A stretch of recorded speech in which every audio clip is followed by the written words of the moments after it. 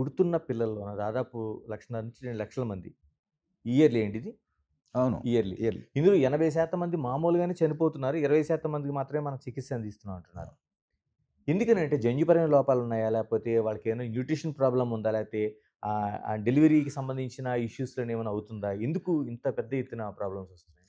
ఎక్కువ మందికి ఈ కారణం అనేది తెలీదండి. బట్ జనరల్‌గా వచ్చే కారణాలేంటంటే ఫస్ట్ 3 మంత్స్ ప్రెగ్నెన్సీలో రుబెల్లా అని వైరస్ ఉంటుంది.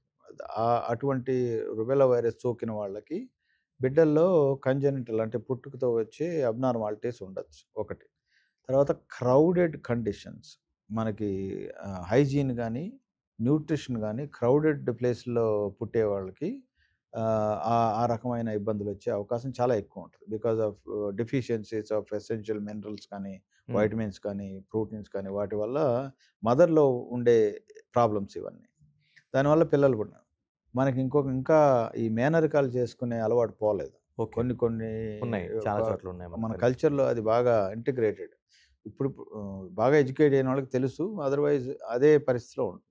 దానివల్ల కూడా ఎక్కువ శాతం ఈ కంజనిటల్ అబ్నార్మాలిటీస్ రావడానికి అవకాశం ఉంది. అంటే అమ్మ కడుపులో ఉండగానే దీన్ని ఐడెంటిఫై చేసే అవకాశం లేదండి? అంటే ఉంది. బయటికొచ్చిన తర్వాత మనం ఉంది. చూస్తున్నాం. 18 వీక్స్ టు 20 వీక్స్ ప్రెగ్నెన్సీ టైమ్‌లో ఇప్పుడు